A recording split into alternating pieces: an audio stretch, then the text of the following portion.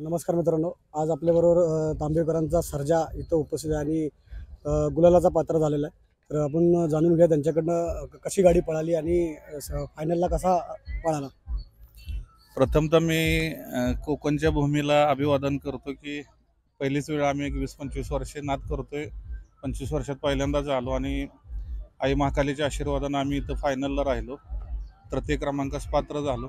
त्याबद्दल मी सर्व कोकणवासियांचा आभार व्यक्त करतो. गाडी चांगली पळाली. नंबर काय खालीवर होत राहतात, कोण 1 करणार, कोण 2 करणार, काय असे क्रमवारी ठरलेली असते. थोडी नशिबानं आपली चिठ्ठी बाजूला कड्याने निघाली, डाव्या बाजूने आपला 3 नंबर झाला.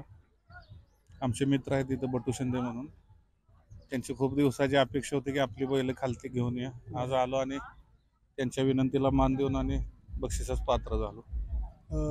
काय सांगाल आजच्या आयोजकांचं नियोजन कसं होतं आणि पंचांचे निर्णय देखील कसे होते. प्रथमतः तुमच्या माध्यमातून मी आमदार शेखर निकम साहेबांना वाढदिवसाच्या लक्ष शुभेच्छा आमच्या सर्व अखिल भारतीय बैलगाडी संघटनेच्या माध्यमातून देतो.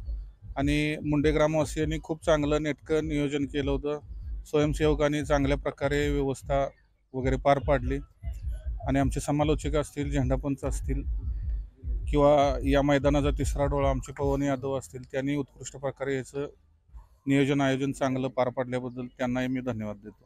याच्याबरोबर जो बैल पळाला तो देखील चांगला पळाला. काय वाटतं तुम्हाला, तो कसा पळाला. ते आमचे मित्र दत्तात्रय शिंदे पाटखळ म्हणून, पतंग म्हणून, तो हिंद केसरीच बैल आहे, चांगलाच पळतो. दोन्ही बैल सुंदर पळाल्याशिवाय गाडी लागत नाही. एक बैल पळून कधीही गाडी पळत नाही.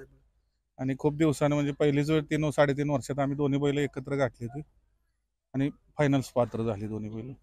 तर असं हे तांब्याचे सर्जा बैल हा महाराष्ट्र कोकण केसरीचा 3 नंबरचा पर्व पहिल्याचा मानकरी ठरलेला आहे. धन्यवाद.